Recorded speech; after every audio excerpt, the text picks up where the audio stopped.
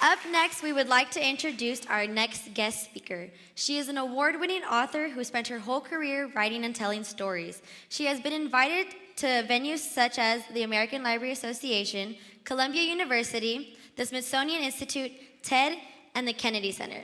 Please give a warm welcome to Ms. Carmen Agra Deedy.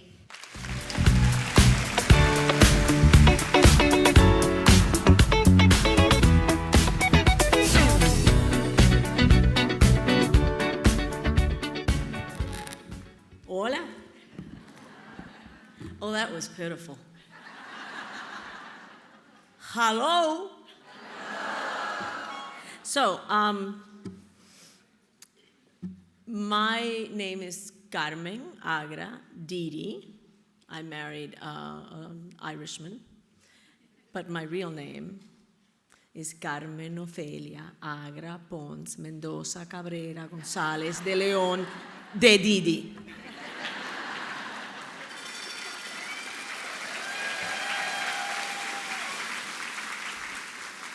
Our people. We like to know where we come from. So before I begin, because I know you've been here a long time, I want you to enjoy the time. This is the second session today. And yes, we do sort of, by the second time around, we start to lose energy. I became energized listening, in part because I travel a lot. I'm not an important person. I am a children's author. I write books for kids, and I travel the country and sometimes other parts of the world, going to universities and school districts and often to schools, my favorite audiences, the small, sticky, feral people. You obviously love them some, or you wouldn't be here. Today, we only love them a little, because we are coming off that break. But I will tell you that it's rare, and I'm not that nice, okay? It is rare that I see the community spirit and the achievements, and frankly, the endeavors, the work that went to producing something of this caliber. I've done TED, TEDx. This is incredible. Whether it's, I spoke with some of the lovely men who helped build the sets for this.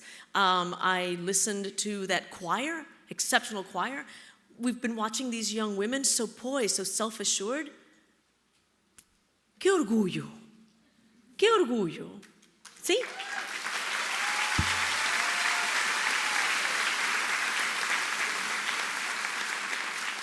So I'm going to tell you one of my stories. This is not one of the ones I told earlier because I get bored with my own stories.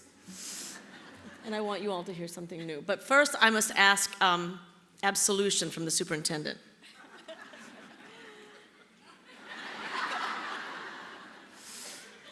I was not always the good citizen I am today. It took a great deal of intervention. I came from a wonderful family. My father, Carlos Agra, and my mother, Esther Pons de Agra, were Cuban immigrants. I came to the US in I forget.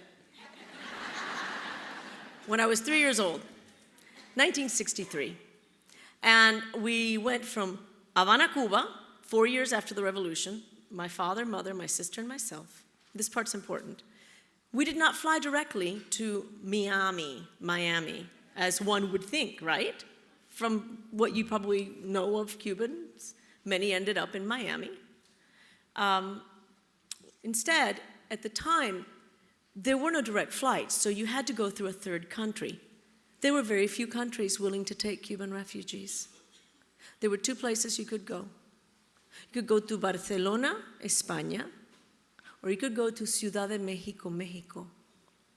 And my family was accepted by Mexico as Cuban refugees in December of 1963. My parents had waited many years. They supported the revolution at first. My mother was a socialist. My father was a realist. But then people started to die in the new regime. And he said, when your ideology starts killing people, it's time to reconsider. So, to Mexico we went. My sister was 10. I tell this story very rarely, but in this place of all places, I want to tell this to you. I was born the year after the revolution. I was a celebration baby.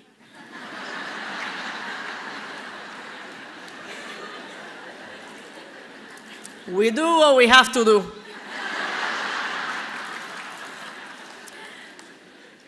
But within a few months, there were already ration cards and rationing. And so when we left, we had only the clothes we were wearing, and I have my dress made by my grandmother.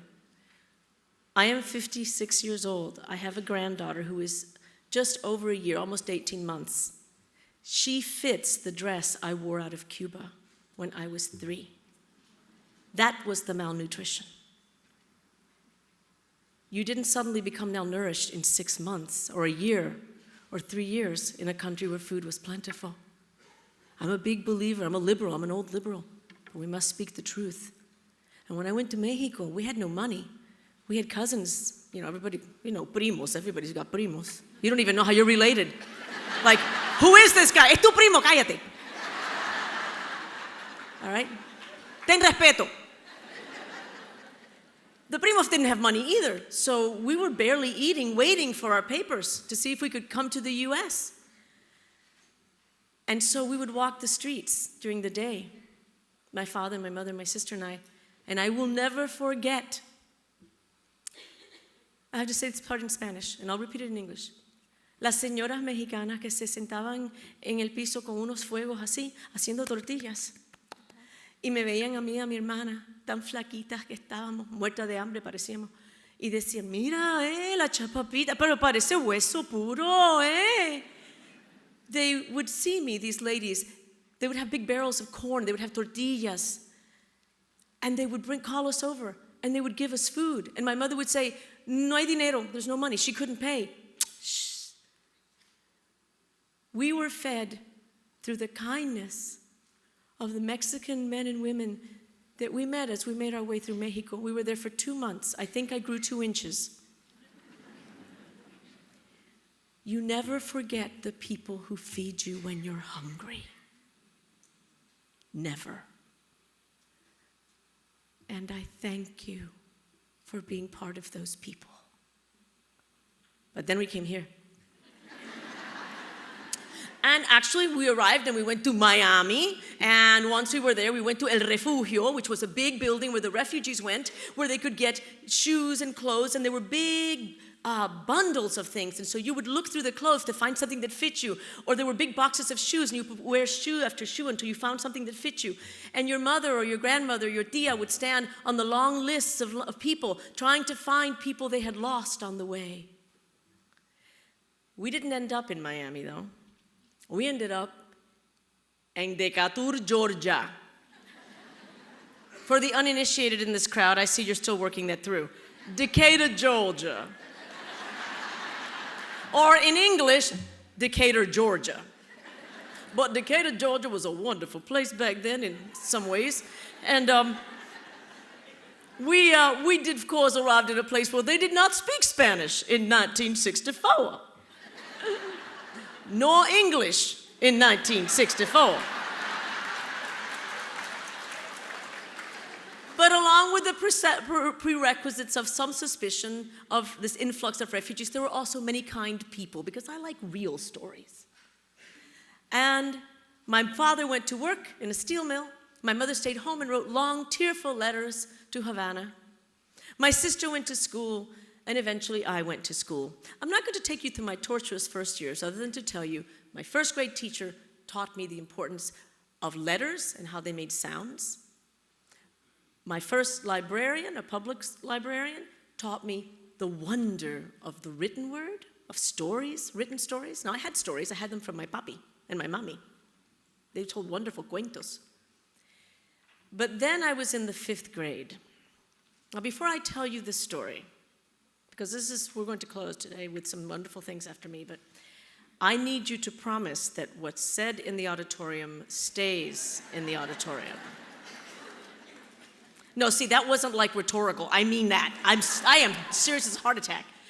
5th grade, we have moved yet again. Now I am going to Glenwood Elementary School, having left behind Oakhurst Elementary School and Forest Hills Elementary School.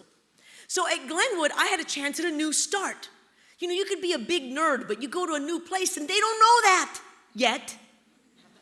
And my mother had bought me new dresses, and she wanted to walk me to school. She walked me as far as la esquina, the corner. Mami, por favor, no me avergüences. Yo? You are ashamed of your mother? No, well, yeah. God knew what she would do. You know, she might kiss me or she might go, tienes algo en el ojo, hija. You know? And so I said goodbye and I arrived at Glenwood. And Glenwood was a 2-story school. You could smell the yeast rolls halfway down the block. Because back then, cafeteria food was extraordinary. Not that it's not wonderful today.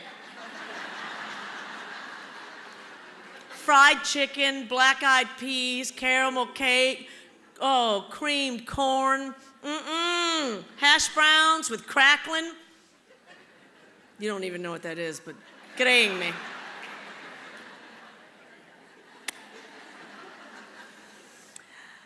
She was standing by the door. She was an Apollonian woman, statuesque. She had color, an extraordinary color red. I only had one tia who had that color, and it came from the hair salon. She greeted each child till she got to me, and obviously she knew nearly all of these children, having been there for many years. And I suppose, or maybe she just, I don't know, I think the woman truly, I think she would have been burned as a witch during the Salem trials. Our principal, Miss Paris. Hello, John Robert. Hello, Mary Catherine. Hello, oh my, who are you? Okay, esta no es ni Mary Catherine, ni John Robert, ni Alicia. All right. Carmen Agra. Well, isn't that something? I'll have to keep an eye on you. I hope not. No, I was happy to be invisible. Well, I went to my class, and my teacher was a wonderful woman, one of the first black teachers in DeKalb County. Today, I learned her name. I've been trying to find it for years, and I had a wonderful occurrence today. I have to tell you all, this is an aside. When I was waiting in between the 2 programs today, someone came to me and said, there is a teacher here who went to school with you. I said, no, First of all, I didn't have any friends to speak of. Secondly, how would she, no, really? Where? Glenwood? Really? Carolyn Donaldson, will you stand up? Teacher of the Year for her school.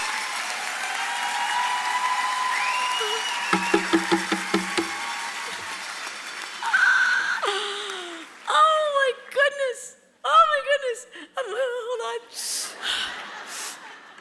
So, I'm sorry.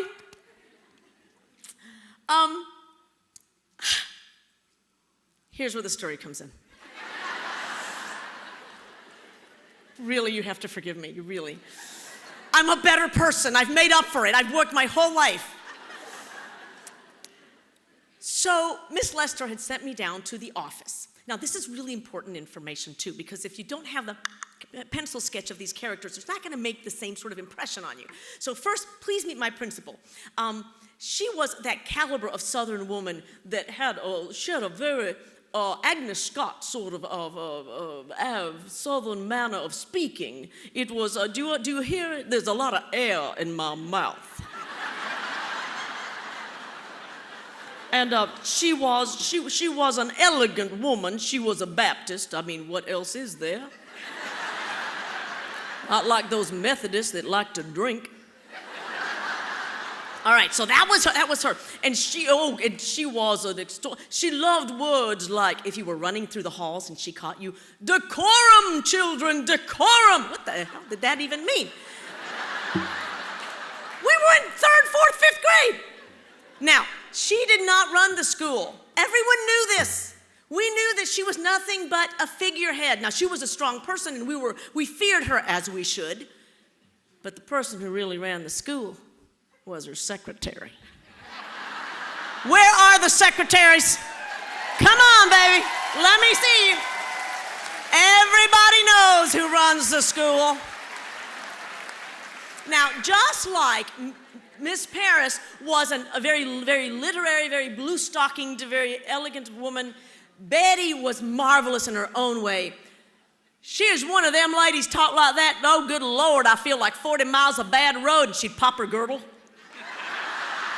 La faja, la faja. She was built for comfort, not for speed. Fabulous woman, Rubenesque. And if you'd had a bad day, she'd call you and come here, baby girl. She had the most extraordinary bosoms. May I say bosoms? Is that all right to say bosoms? It's an all right word. She would plunge her hand down in there and she'd pull out butterscotch. It was always warm. You'd cool it off before you put it in your mouth. But we loved her, and she was lots of like, oh, babe. And so she was one of those feet-washing Baptists. I mean, they were very effusive, and she'd say, Hosanna and hallelujah, you're on time today. Now, when I walked down, remember the story? From my classroom, Miss Lester's classroom, and I had to go down the stairwell and down the hall to the main floor, and I walked into the office. The first office you walked into was Betty's sanctum sanctorum, her holy of holies. Right? Beyond that, there was a partition with that kind of glass on the upper half that was like opaque, 2 pieces with chicken wire in the middle, and a door that said Miss Paris on it. There was no Ms. Paris. She was Miss Paris. It was intentional. The door was open. Now, I had never seen inside Miss Paris's office. Not many children had, and the ones that had never lived to speak of it. But it was open. It was ajar about this much, and I paused with my little Navy kids and looked in because the 2 women were in there, and they were arguing. Wouldn't you want to listen? Oh, look, only a few of you laughed. The rest of you sit in the seat of the scornful, and I happen to know you would have just leaned right in. Because when you're a kid, you learn stuff. I'm not saying it's right. I'm saying it's useful information. See, testify, lady. Amen. There you go. All right. I have one nodding yes. So they're bickering, and there is a thunderbolt crack in Miss Paris's window, the window of the principal's office. Now, I'd seen it when I came in. Every day, everybody saw it. And she is lighting into Betty, and she says, Betty, you call that superintendent again. You tell them to fix this window. I'll tell you, if I were a man, they would have fixed it by now. And Betty says, Joyce.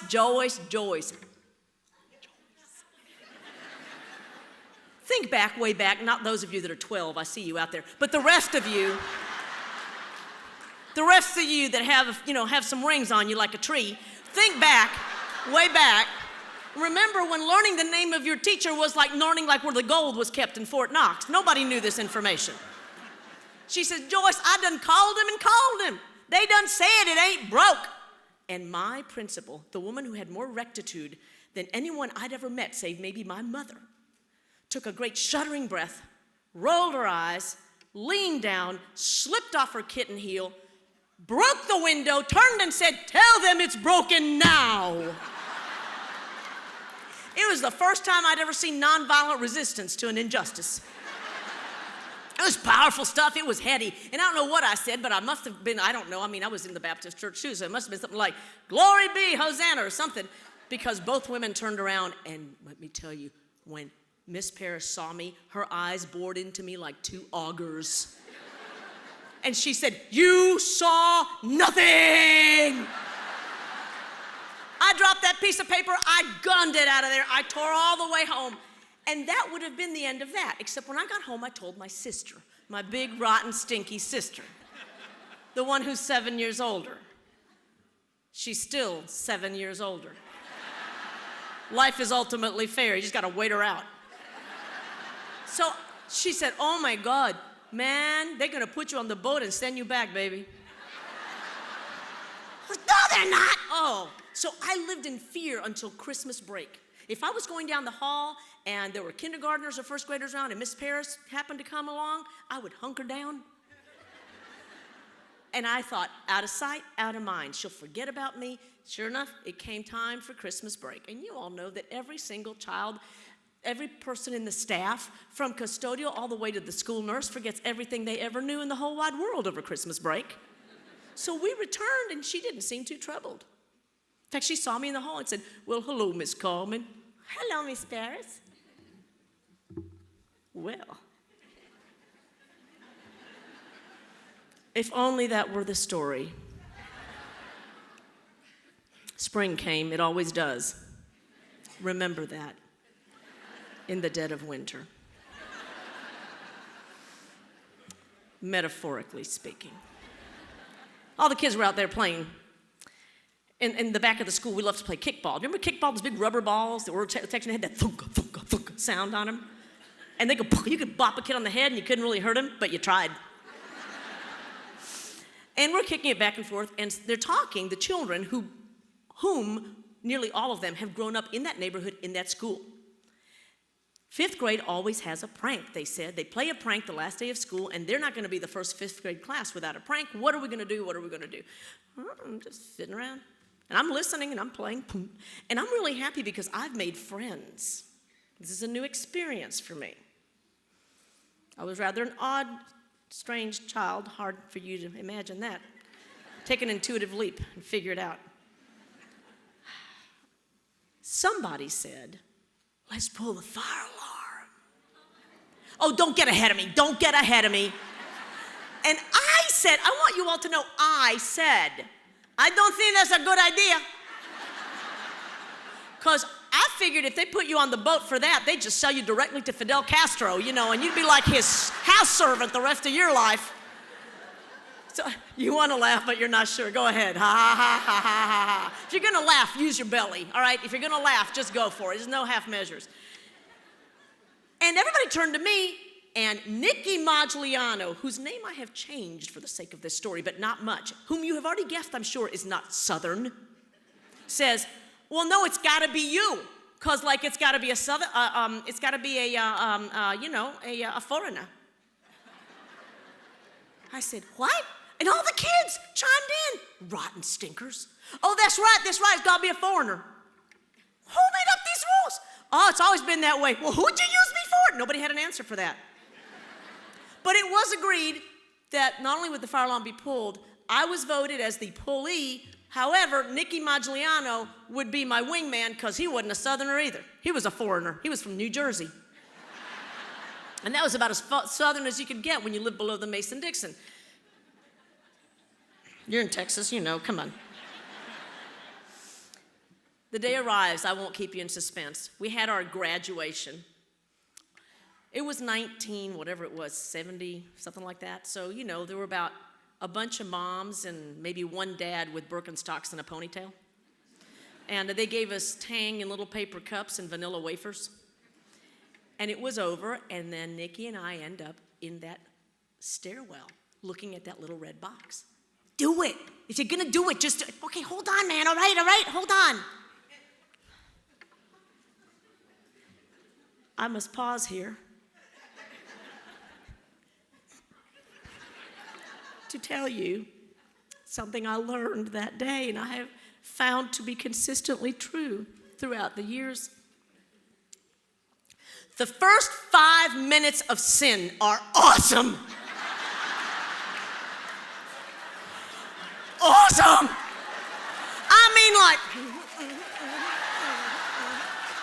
After that, the piper must be paid. It was a lot louder than I'd ever heard it anywhere else. We tore out of there. We went across the dirt playground, little swirls of red clay behind us. I don't know where that boy went, but I went straight home. And when I got up to my house, God had mercy on me because my mother was not home. But my papi, my father, was home. He was sitting at the green formica top table with aluminum around the sides and the chrome chairs with the vinyl tape and the duct tape. He pushed the chair back. He looks at me and he says, "What'd you do?" Así mismo. Just like that. See, I was new to crime. So I sang like a canary. I told the man everything I'd done from the time I had my first conscious thought. And he said, "No, today." So I told him, "Ay, pero las cosas que se te ocurren a ti, niña, no se le ocurren a nadie. Let's go. Put your shoes back on," because I was getting, I was taking my shoes off. "What? You're going to go back and you're going to tell your principal what you have done." That's how they did it back then. Oh yeah, you better clap. That's how they did it back then. My father, the kindest, wisest, gentlest man, the grandchildren call him Yoda. That's not made up, that's truly. He walked me back to the school. I went up those stone stairs like Sidney Carlton going up the steps of his own scaffold in Tale of Two Cities. We took a right turn and there was the first office, Betty's. Betty's behind the desk and she's like, baby girl, you's gonna die, you's gonna die, you's gonna die. She gonna string you up from the first tree, is what she's gonna do. Papi. He goes, dale, anda, talk to her. I looked at my father. She's not coming? Oh no, I heard she's really mean. That's the other way they did it. I heard, send her in, please. Oh my God. Betty said, go on, baby. I don't even think butterscotch is gonna help you today. And true friggin' story. This stays in this auditorium if you wanna hear the end. I go in there, man, she goes, close the door. She doesn't want witnesses. Click. She's behind her desk, because you know that's what you do. You stay behind that desk. It's that powerful desk. And she says, I'm just sweating. I'm sweating. My armpits are juicy. I mean, you know, like they would get when you were in trouble. And she says, why? What? Because it was awesome. I didn't say that. She goes, why? I have been thinking all day, what could have possessed you? I have not had a lick of trouble from you all year long, and now this? Well, Nicky Magliano told me everything. The rat.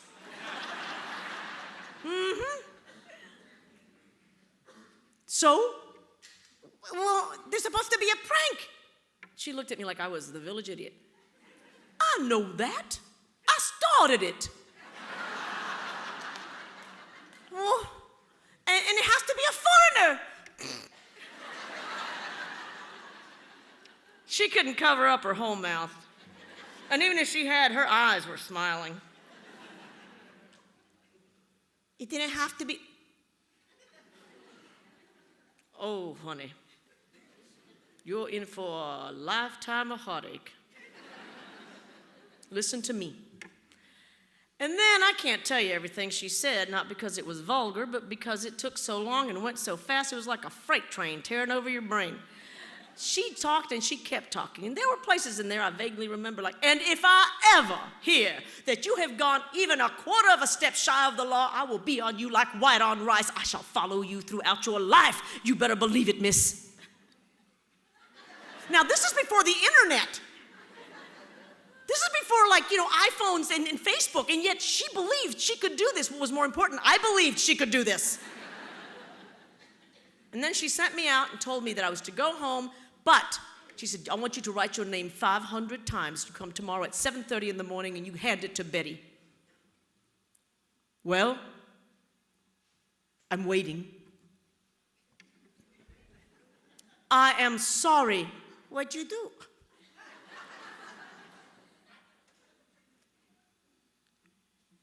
Okay, I'm sorry. Nobody got hurt. No, this time. Shoot, go, boogity boogity. I was gone. I came out of there and Betty's like, Hosanna, she lives, Lazarus lives. She gave me a hug. My father took me home. I told my mother I got in trouble all over again, like you did. I was up writing my name 500 times for Miss Paris, another 500 for my mother. Heart of stone, that woman. And this would be the end of this story. It'd be entertaining, but that's not the point. Years went by because they do. I grew up. I had children. I married first. It's a good order if you can work it out. I recommend it to our young people.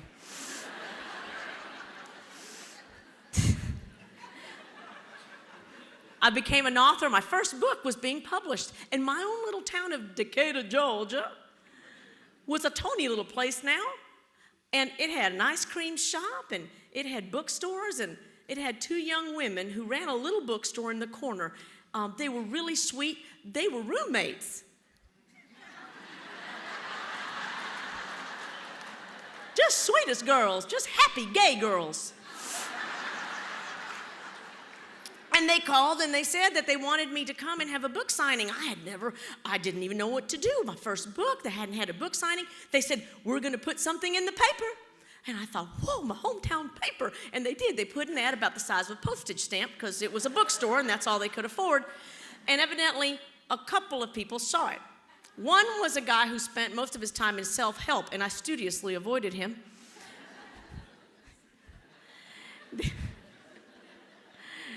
Those of you who understand things, just kind of lean over. And the other person was about to enter. They had just seated me, these sweet little girls, and they put down piles of books. They'd ordered like 600 books or something. And they said, don't worry that no one's here. I felt horrible. Nobody knew who I was. And they bought all these books. I mean, wouldn't you feel bad? The answer would be yes. Thank you. But one of them said, I'll tell you what, why don't you just sign them? Sign them for us and we'll put autograph stickers on them. People love, because the holidays are coming, when they see autographed on a book, they don't care if they don't know the author. They just think it's really cool that it's been signed. And I said, really? I hope so. And so I started signing, and they brought me cucumber sandwiches, and they brought me mint tea, and I'm signing away when cling-a-ling-a-ling-a-ling, that little bell rings on the door. Yes, I know you know. In walks Miss Paris, and she looks like she has not changed, seriously, in 20-some years. I mean, it's like the woman was soaked in formaldehyde for a couple of decades. Her hair was still that unbelievable color red, raging red color. She's beautifully dressed, and she's got a steel-tipped cane, and when she comes in, I have to show y'all. Okay, wait, seriously.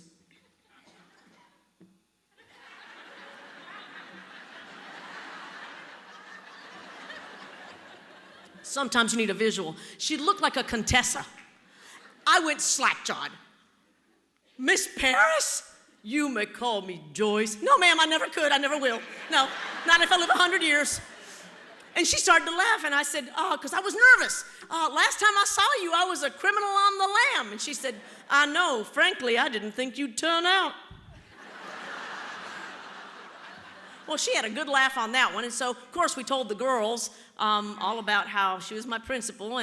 And we got just talking. And I said, may I take you to supper, please, tonight? Oh, I was counting on it. All right, well, let me tell you, those storekeepers started getting nervous because I had that pile of books. And one of them says, well, she did promise to sign all these books for us. That woman looked at me, Miss Paris, looked at the books, looked at her, and said, don't worry, she'll sign them in a tick. I trained her.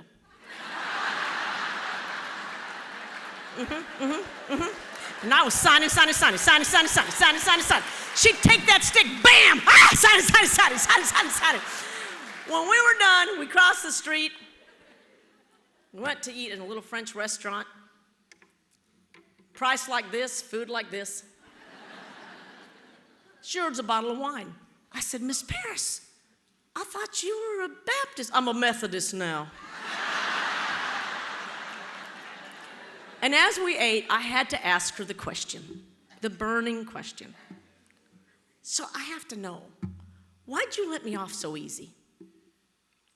She was chewing on arugula or something. What is this? She downed some more wine and she said, well, frankly, I couldn't touch you. You'd already graduated. You're kidding. It's important to know what other people don't. I said, wow, but that doesn't answer my question. Oh, clever girl. I'm learning. So you sent me home to write my name 500. Think about it, you guys, okay? I pulled the fire alarm to sign my name 500 times. I mean, maintenance is over there just having heart attacks, I know. And so you should. And she said, well, if I tell you this, do you swear you will never tell another soul?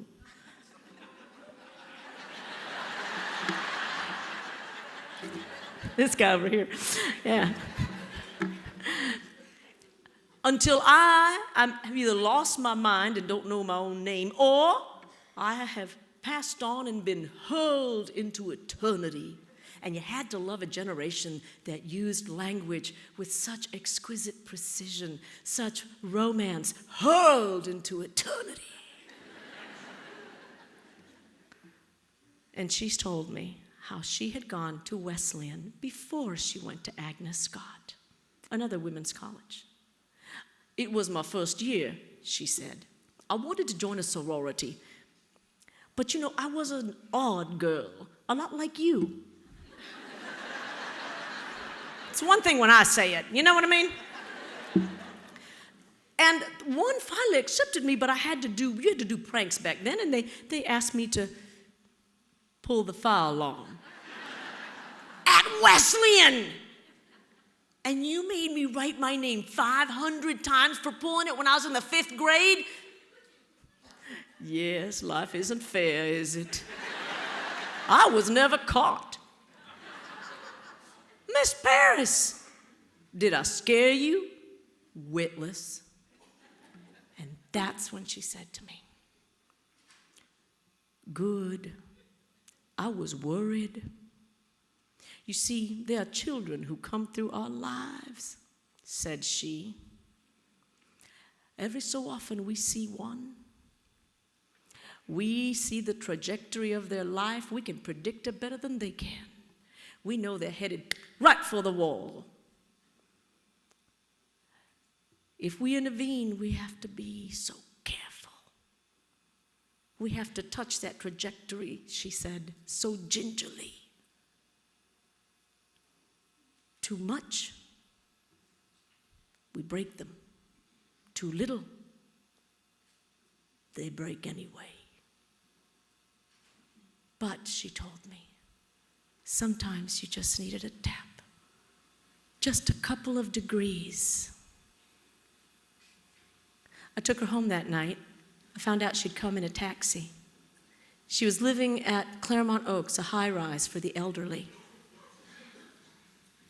Unbelievably, it overlooked and overlooks today the Decatur Cemetery.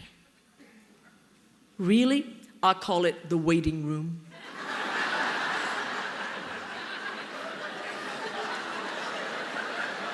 Never good to eschew the truths in this world. I gave her a kiss on a dusty cheek. She smelled like evening in Paris. How she even still had a bottle, I'll never know. And as I drove away in my minivan, I had that kind of life. I arrived back home, my 3 sleeping children, their father watching baseball or something, no doubt. I saw a southern moon suspended over a southern power line. I wondered at the vagaries of life and how we end up where we are with the people who come through our lives. And I blessed that woman that day because, you see, little did she know I would keep writing. I would struggle with the written word as a dyslexic.